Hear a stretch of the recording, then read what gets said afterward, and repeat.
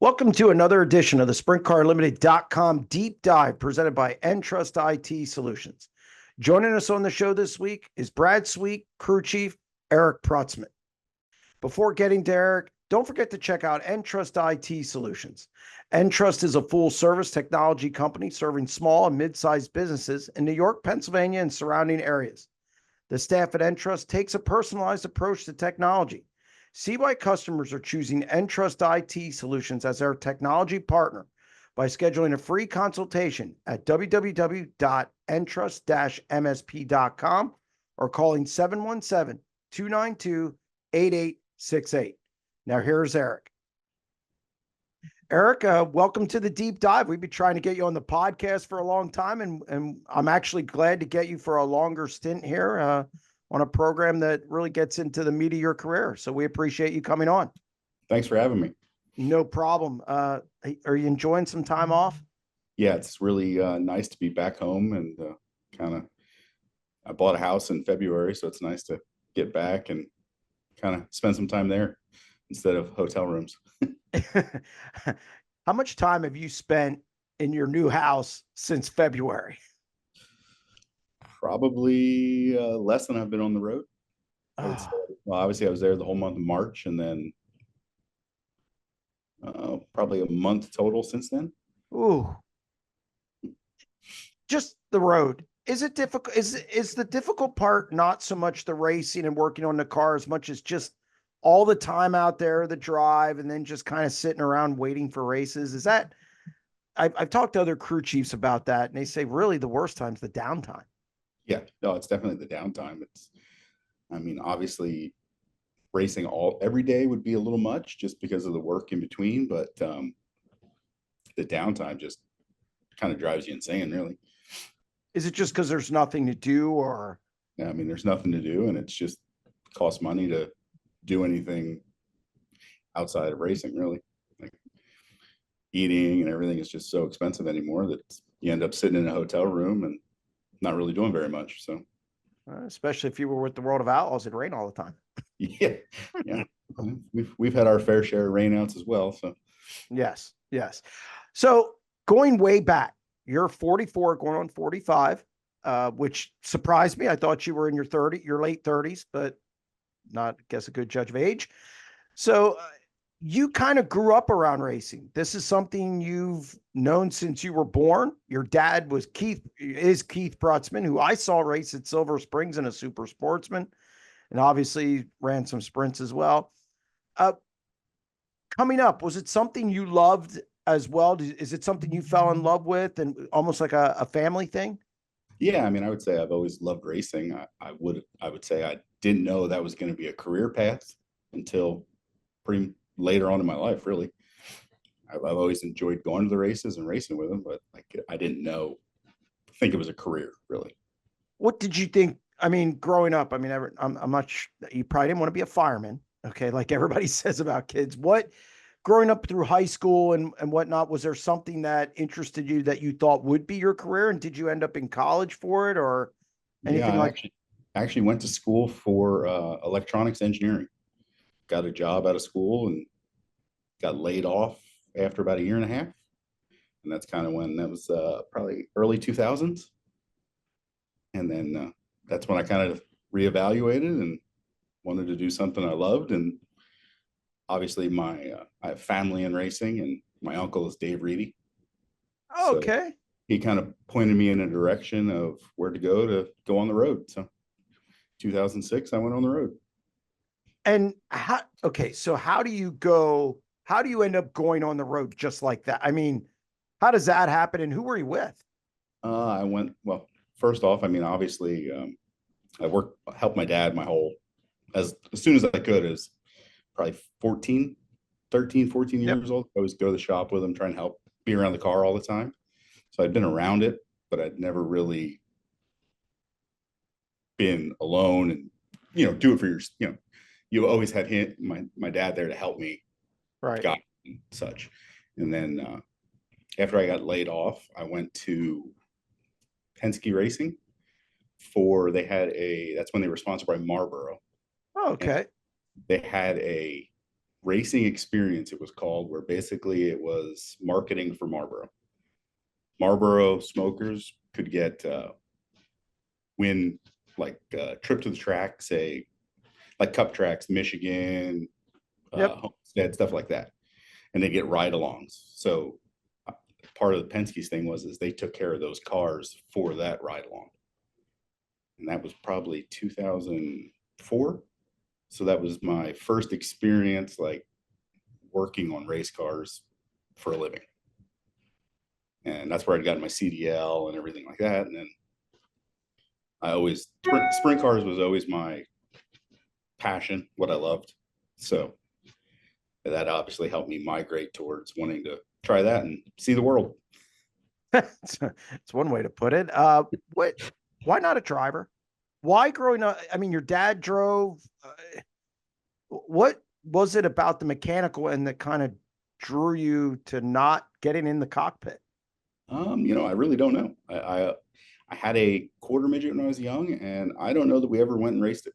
I think we got it, and that was kind of in the cards, and then it was just kind of, it didn't interest me, I guess, is what I would say. And I've always enjoyed seeing how things work, I guess. Like take stuff apart, look at it from the reverse engineer it basically to see, oh, hey, this is how this works, this is how that works. So I've always just been more into the mechanical side of pretty much anything.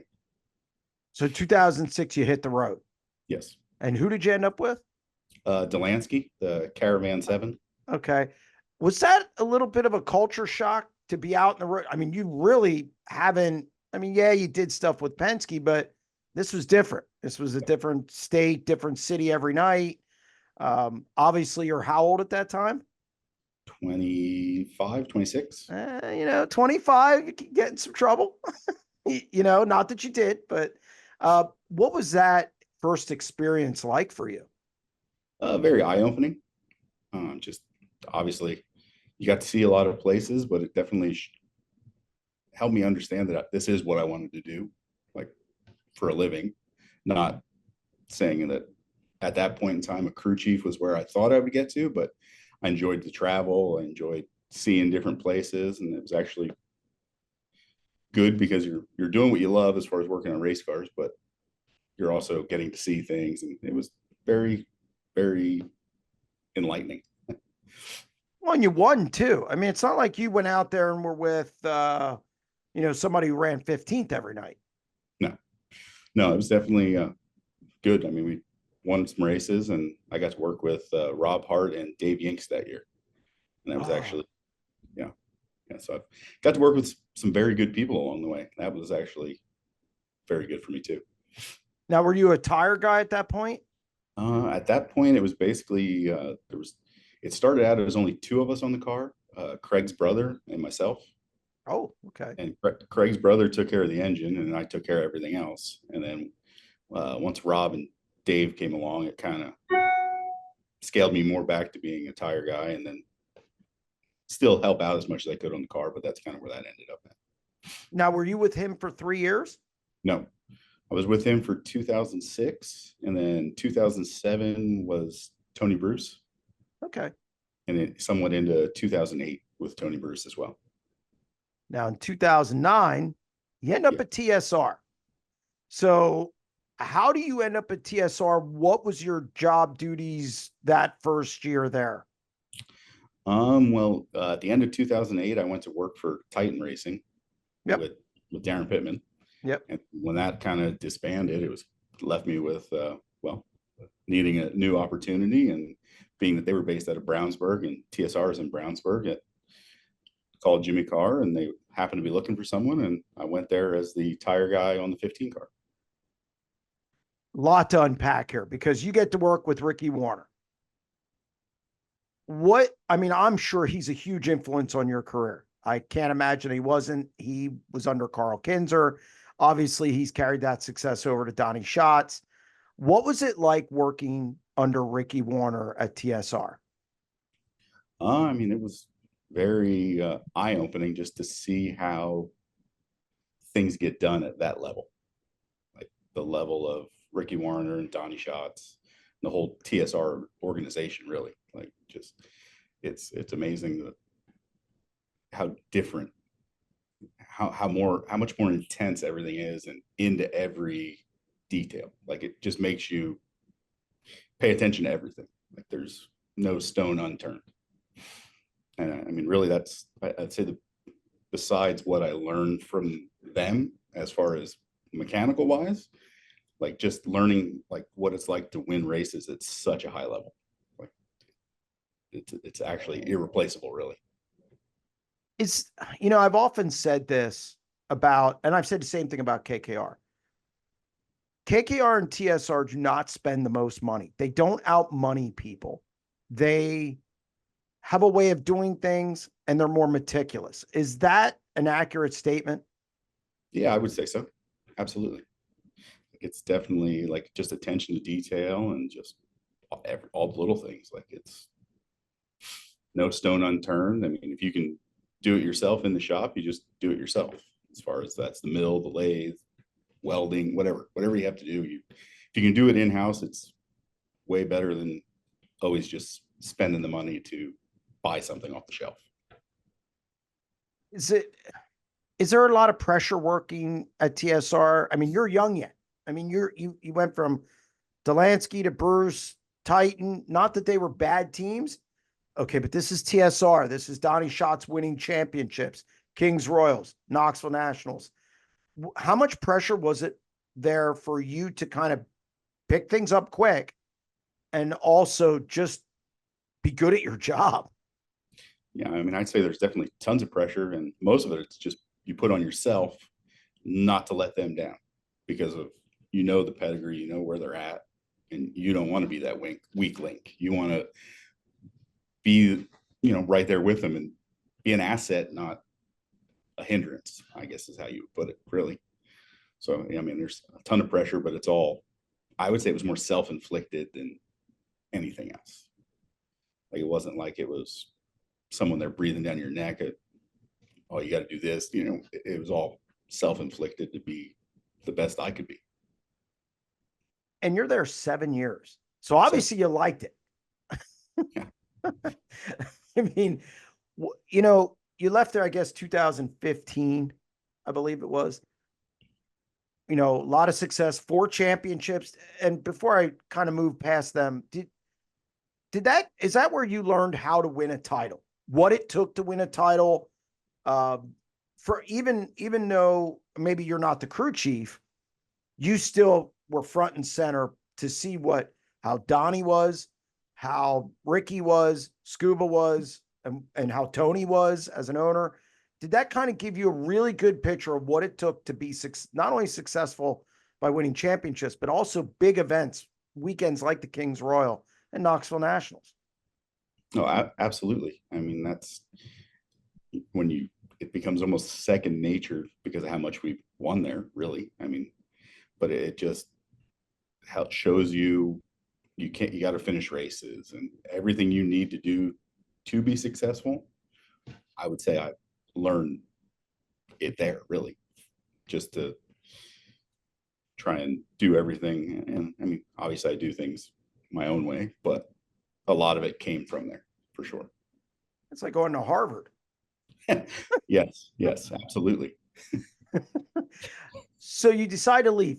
I mean, look, you're successful. Was it just the idea of wanting to be a crew chief? Is that kind of what led you to leave there? Yeah, I mean, I would say by that time I had definitely realized that this is what I love. This is what I want to do. And there was nowhere within that organization for me to get to where I wanted to go.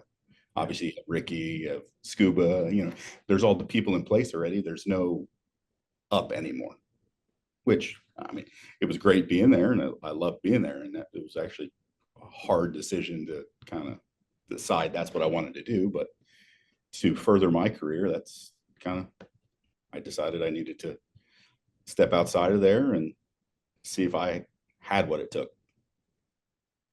So, but before you leave there, you're a quiet guy. Yes. Ricky is a quiet guy. Scuba is a quiet guy. Donnie, I don't know what he is. but, but how did you guys communicate? Like you, you guys are all quiet, laid back guys. I don't think I've ever seen you mad that I knew you were mad. I don't think I've ever seen Ricky mad that I knew he was mad. And Scuba, sometimes I wonder if he has a pulse. So how did you guys interact, and how did you guys, were you guys able to kind of make that all work? Yeah, I mean, I just feel like we communicated with each other very well. Like, just we became friends and could, it just became second nature almost. And I feel like a lot of it is we kind of relied on each other just to, what each other's thinking. I was there long enough. I understood what Ricky wanted, what Donnie wants. I didn't have, it wasn't like I had to always be told, hey, I need this or I need that. I was prepared enough to have it ready. So when Ricky said, hey, we're going this way, okay, here it is, we're good. Like, there was no, I don't know, it was just about being prepared, and it became second nature, really, just to know what each other was thinking and wanted. So then you go to Roth, and you're the crew chief. I assume you're the crew chief for Joey Saldana. And then I guess in 17, you end up at KKR.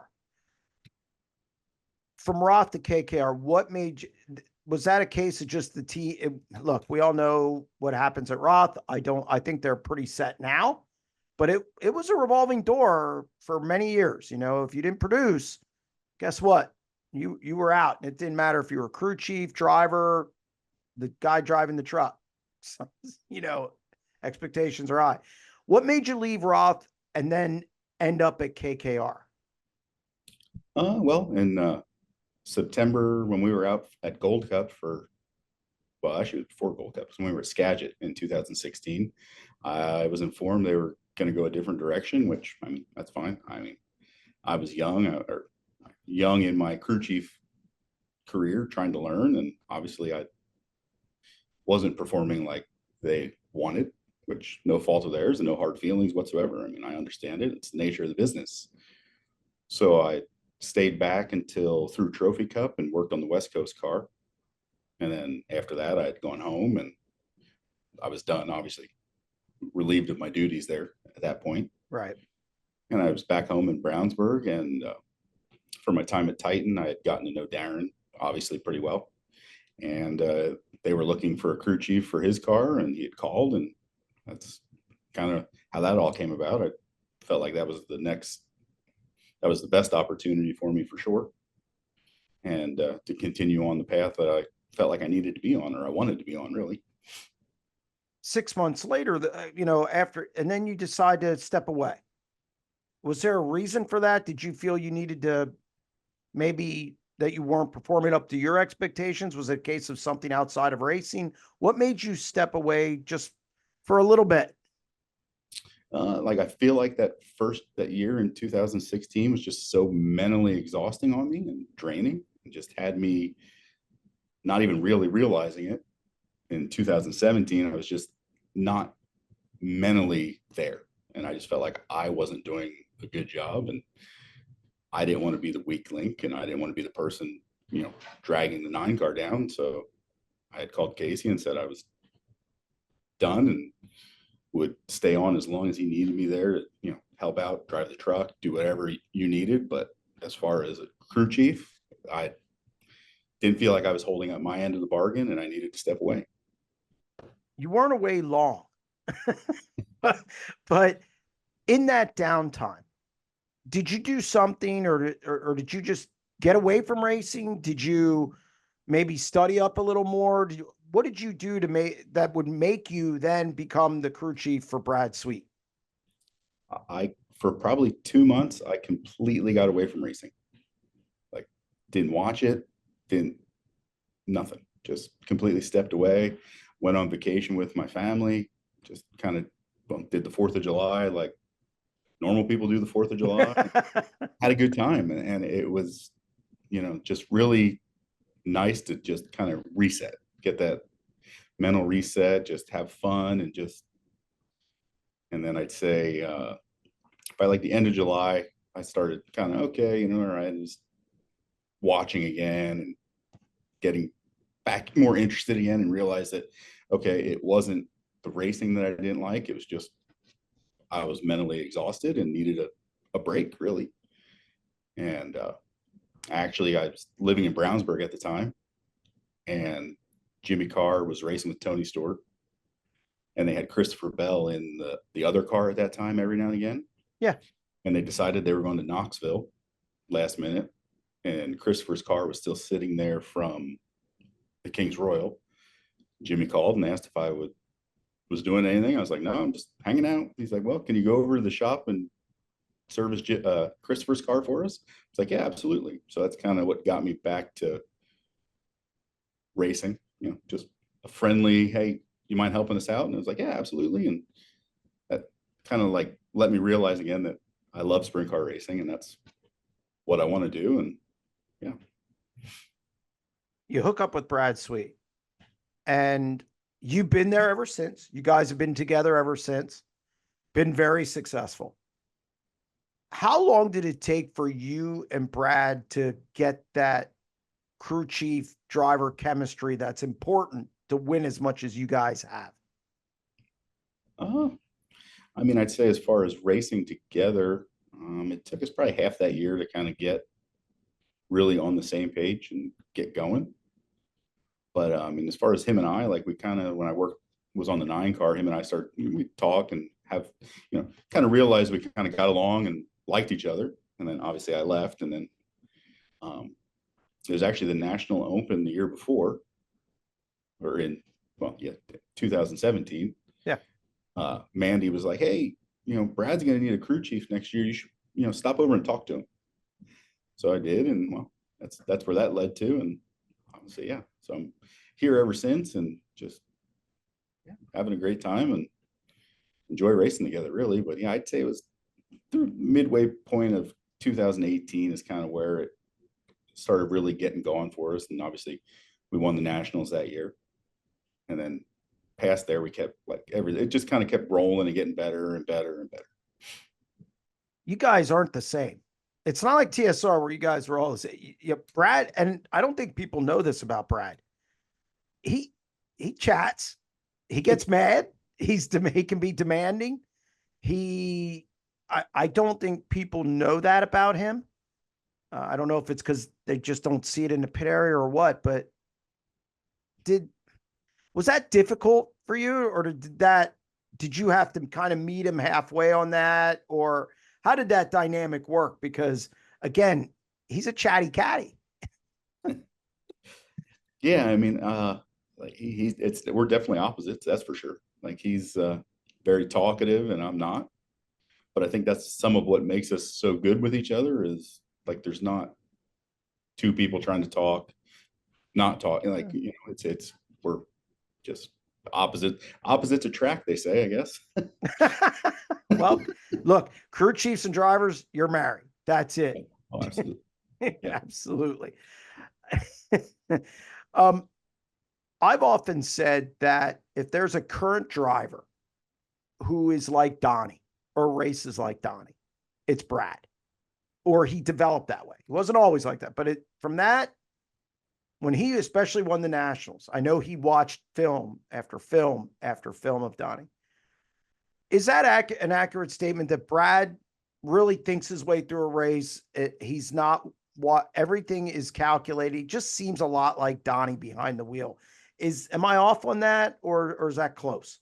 No, he's definitely molded himself after Donnie, really. Like studied Donnie. Like, I mean, obviously if you want to be the best, you have to beat the best, but study the best, learn what makes them great, and just mold yourself after that, really. I mean, and he kind of watched video of him and learned how, obviously not how he does it, but like what he does and the thought process, and just it all started clicking, really. I mean, you have to think and be mental on the racetrack, just for the simple fact, if you just go out there and lose your mind, you might not be there at the end.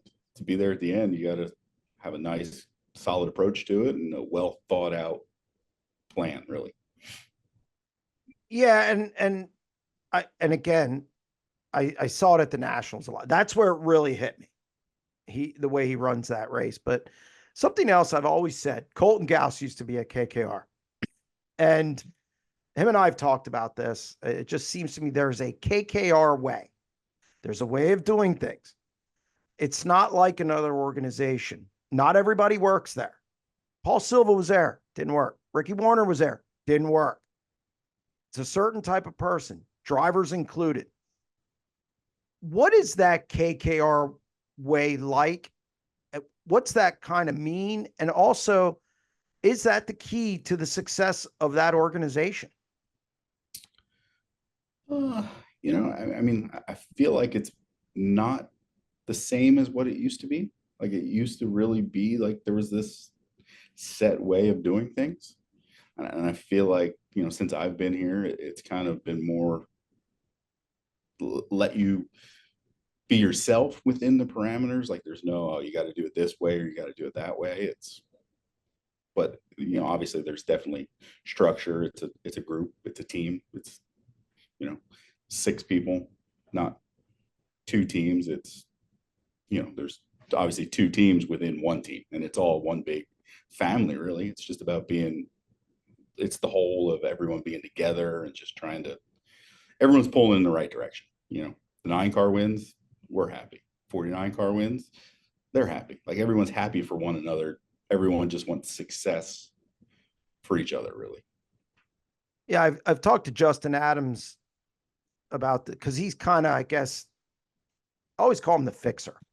If there's a problem, you got to answer to Justin, and then if there's a bigger problem, it goes to Kasey. And I guess you never want it to get to Kasey. but it's he always emphasized the team structure thing there, and personality's got to mesh. That seems to be a big thing there too. You can't be off the reservation and doing things that might not reflect well on the team. Is that accurate? Yeah, absolutely. Yeah, absolutely.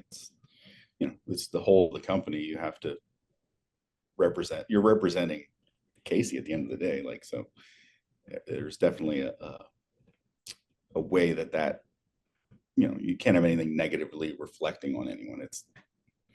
And definitely the teams we all get along really well, and that seems to be a big plus too. There's no animosity within the guys either. That's very big. I wrote a story, opinionated column once where I said 2 car teams don't work. And then Justin Adams called me. And then I wrote another column apologizing because you guys pull it off. It defies all logic to me. What I've seen over the years, TSR couldn't pull it off. They did, but it didn't work. Yours worked. I mean, 2013, obviously a title. Brad has 5 titles. So whatever you guys got going, it seems to work. So for you as a crew chief, what is your strong suit? It seems to me you're very analytical. Is that your engineering background? Is it really the mechanical side that makes you as good as you are, or is it kind of the structural side of what the team needs to be doing? Or is it a combination of both? I'd say it's a combination of both. I mean, I really feel like that just being able to have everything laid out, planned out, organized, like basically ready for anything. Like that's like obviously at Houston the other year when we crashed and you ripped the front rack off. Well, there's coilovers ready to go. Just making sure that no matter what the scenario is, you're prepared, and then making sure your guys are on that same page. Obviously, like that's the big thing. And obviously, Ty Wolfgang and Zane Jackson, they do a great job for me and for us really, and it's unbelievable. I mean, without good guys, you're really nothing at the end of the day. Is there anything that really makes you angry? Other than not being prepared, probably. No. I mean, obviously, I don't like running bad. Obviously, Well, yeah. I just try not to get angry and just it's going to be what it's going to be. Let it roll off your back and move on. Really, like you got to be more. I mean, the next day could be is a much better day. Like if you get angry all the time, it just drags you down and ends up dragging everybody down. And that's no way to be successful, really. Is that, I was going to say, do you feel like you need to set the tone for the team? Yeah, absolutely. Absolutely. If I'm in a terrible mood, I mean, I feel like that's going to drag everybody down. So I just got to be as even keeled as I can be. Well, you're definitely that. It's funny because I see you in the pit area and it almost looks like you're thinking about what you're going to eat 3 days from now. It's great. It's great. I mean, it's one of the reasons I wanted to have you on because it's just, I don't know what you're thinking. Yeah. Sometimes I wonder what I'm thinking too. Um, I got to ask this because Williams Grove used to be, it used to be terrible. And you guys, before you went over to High Limit, which I'll ask you about in a minute, you guys got really good there. Really, I thought you guys tipped that. The posse was doing a good job winning, 40, 50% of the time. Then you and Brad got good. You're really good there. And then it went like this. What was the key and how much of a feeling of accomplishment was it that you guys got good at Williams Grove? I mean, that was definitely a huge key. I mean, for me personally, just I always hated going home and not running good. Like, so personally, like for me, it was like a weight off your shoulders, and then you just go back and it's like, okay, and now that weight's gone, and that it's almost like just you're more stressed out going there because you haven't been good. And now that as soon as that was gone, it's like, oh, okay, now it's just like a normal race again. It's a normal racetrack. It's like going anywhere.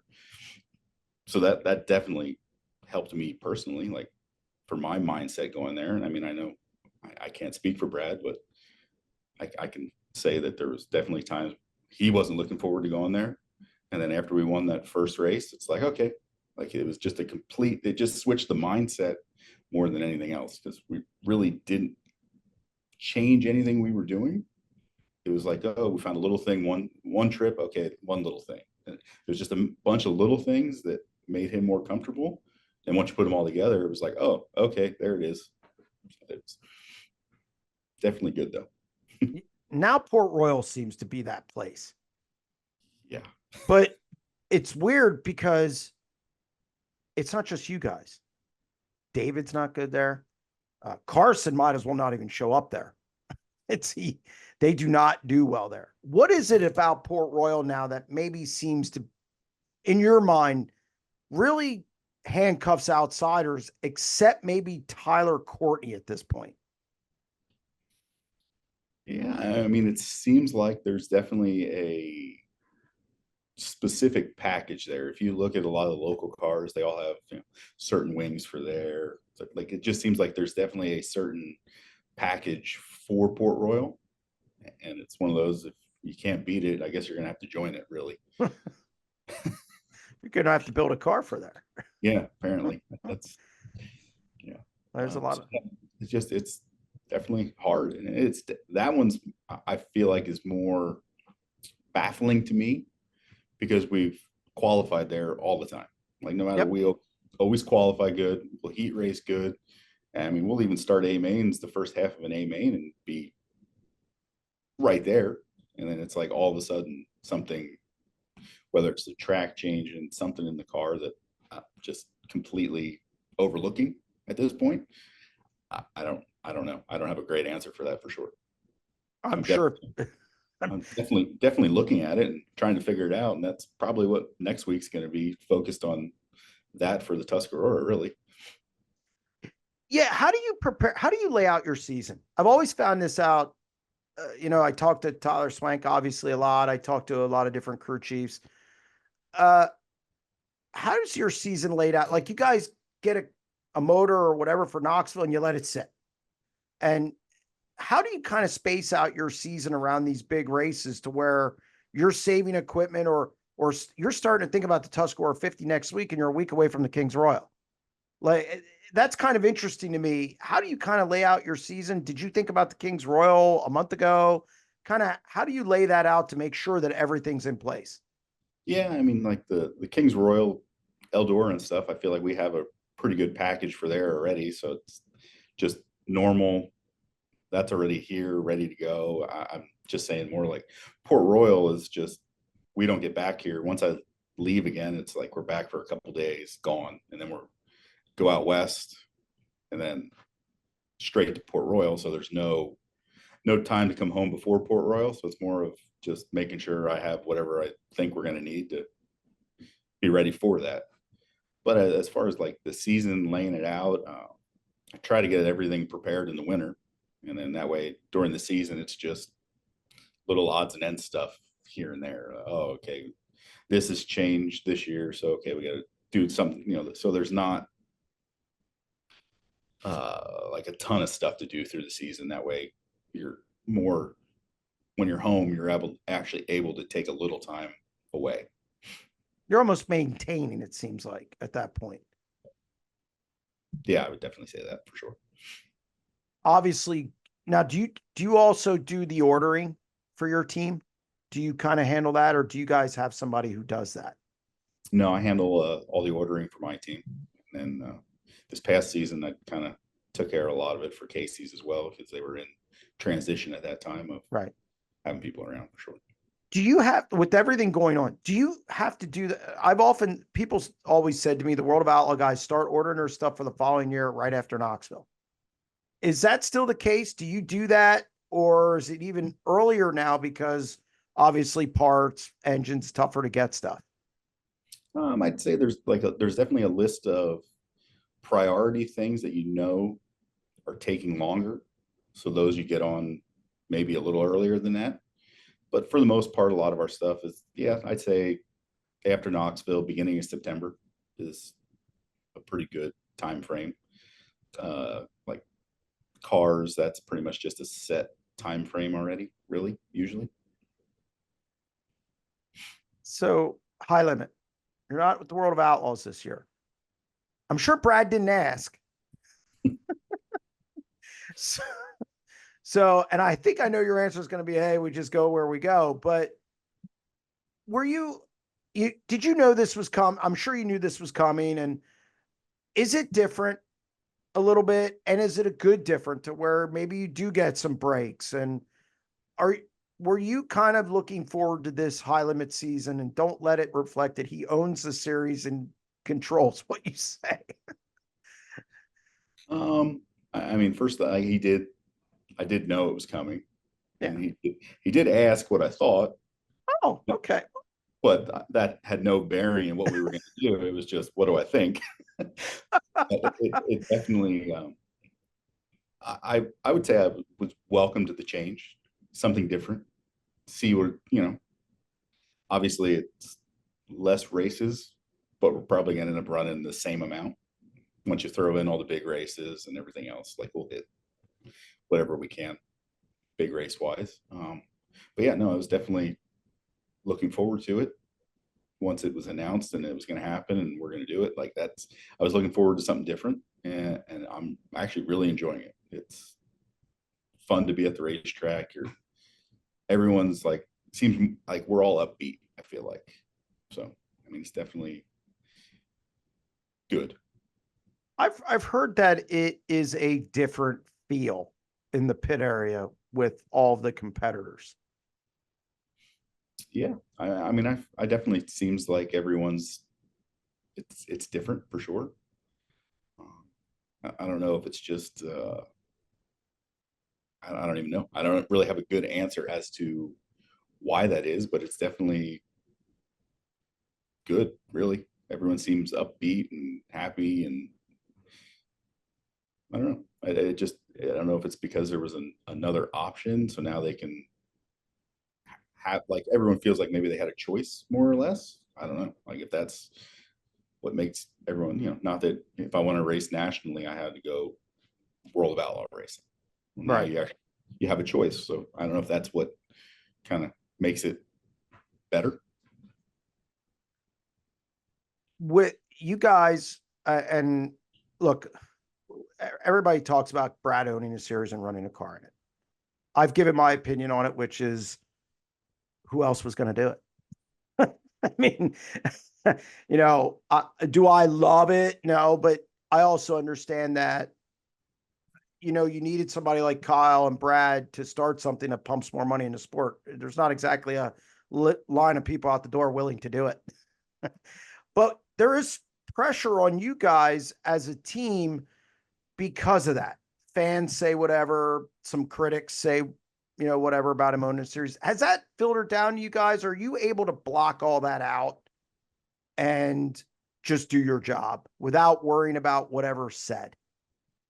Yeah, I mean, I definitely feel like we just kind of block the outside noise out and just go about our business. At the end of the day, we're just a race team there to try and win races. Like that's all it is.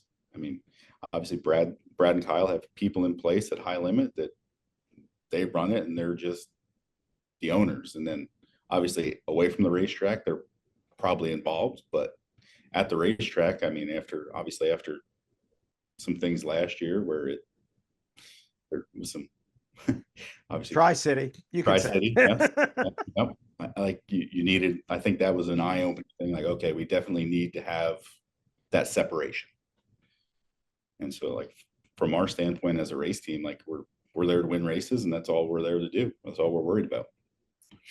I thought the big thing was getting Mike Hess. I thought that was the move of to kind of put that to rest. At least it was for me. Yeah. It's a non-issue. The scale thing, yeah, I didn't care about it because I know you guys aren't light. Your driver's light, but I know your car's not light. It's definitely not. No, I mean, Mike Hess absolutely I mean, the integrity of Mike Hess, like there's no way he would let any shenanigans or anything that's not him. Like he don't care who it is. He's gonna hold you to whatever it is. Like he runs a tight ship. Mike is world class, and obviously I feel like he's the best at what he does, hands down. It's funny. I was walking in through the pit area at Lincoln Monday, Speed Week show, and I was talking to Lance DeWeese, and somebody else came up, an official, and we were talking, and Lance said Mike Hess is the best race director he's ever seen. So it filters down to our little local, I wouldn't say little, we're the biggest local area in the country, but it filters down here, and that's Lance DeWeese saying it, who has a pretty good reputation. Yeah. So, how long do you do this? You're 44 going on 45. Do you see yourself 5 years? Now, racers lie, they hang around. I heard Danny Dietrich says he's going to be gone at 40, and I don't believe that for a minute. But have you thought about that? Or you just right now you're having a good time, you like where you're at, you have a house. Is it a case of you don't have a timetable, or is there a time where you look at this and go, okay, I'm ready to do something else? I mean, I definitely wouldn't say I have a timetable, but I mean, I've always told myself that as long as I'm having fun, I'll keep doing it. And when it's not fun anymore, that's probably when it's time to figure something else out. What that is, I have no idea. Well, I mean, now obviously Brad has talked about retirement because he has High Limit, and he's openly talked about that.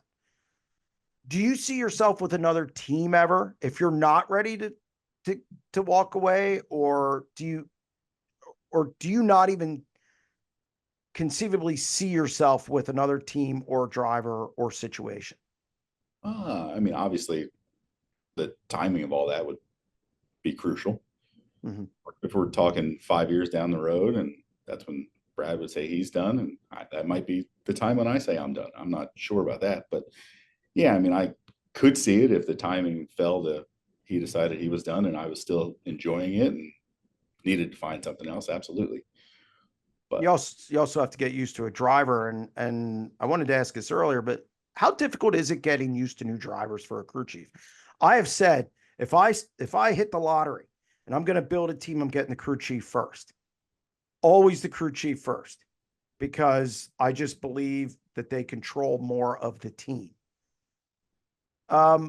how difficult is it getting used to a new driver and really new people on a team? You've done it a few times, not as many as some other people, but you have done it, and they've all been different personalities.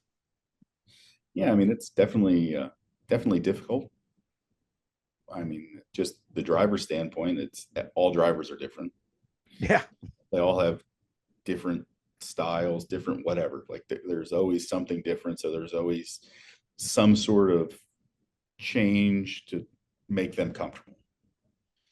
So I mean, that's definitely probably the biggest thing. And then I mean, obviously, everyone's personality matters. Like you could get a driver and a crew chief, and their personalities just don't match, and that's just not going to work. I mean, it'll eventually wear itself out. But like crew guys, yeah, I mean, the same thing. I mean, it's all about just the personality of everybody of getting along. Like obviously, like our guys, we all get along, and it's definitely trying to find people that have the same kind of personalities that like when you're replacing a crew guy, if you can find someone that fits in personality wise, you can teach them the rest, I would say. I always said you have to be able to go out. You have to be able to go out to dinner with them on the road and be like, okay, it's cool. Yeah, no, definitely. Yeah, that's for sure. Like that's the biggest thing is they're like, yeah, if you can go out and be around them away from the races, you can figure the racing portion out. Yeah, chemistry one of the most underrated things for a team? Because I said this way back when Greg Hodnett was with Al Hamilton. He had a good crew chief, Hall of Fame owner, Hall of Fame driver. It didn't work. They didn't win a lot of races. They didn't mesh, and that was when I learned that chemistry is so huge. Is chemistry the most important thing with a team? Yeah, I think so. Absolutely. Like definitely. Like it's if you keep changing people and you like trying to rebuild that chemistry, it just never seems like it ever like grows into anything good. Like, owners that get rid of drivers all the time. They never seem to be successful because you're always trying to restart that chemistry. Yep. Same thing, crew chiefs, car chiefs, whatever. Like replacing someone, there's always a growing period of rebuilding that whole team chemistry. I mean, obviously, like replacing one person is hard. If you have to do two in an off season, I mean, just really hard. I think we saw that with JJR at Volusia. Yeah. And everybody loves Clyde. What's there not to? And Nate is now back here with Macri, and he's fit in really nice. So, no, I can't imagine. I've always said chemistry is the most important thing. Is there a race that you haven't won yet that you really circle on the calendar every year? The Williams Grove National Open. It's one I would like to win. Yes. So I definitely know now you'll be there this year. Hopefully. See how I led you down that road? Yeah. No. Yeah. That is the plan to be there, but we'll see. He definitely has a shot after you guys, the way you guys have performed there the last 2 years, 2.5 years, whatever it is. And nobody's dominant there anymore. It's not like Macri and Courtney at Port, who are so far ahead of everyone. It's pretty wide open. But no. So what in your week off, do you not do anything at the race shop? Or do you totally disconnect from racing? Do you watch it on TV? Because obviously Speed Week's going on. Or do you just disconnect? No. I'm at the shop every day. And then I've watched what I can watch a Speed Week, but no, I'll be at the shop every day. I'm here today. I'll be here tomorrow. trying to get as much done in this first week. So maybe next week I can take a day or two of nothing. So That's right. You guys don't race until Portsmouth. Yes, correct. And then you're on tilt until September. Yep. September, really? Yeah. Sometime in September. Yeah, I think probably like we'll leave to go to Portsmouth through Eldora, Lernerville. I'll probably come back home there before the Outlaws are at Williams Grove Phew. for that little bit, and then I'll go Knoxville.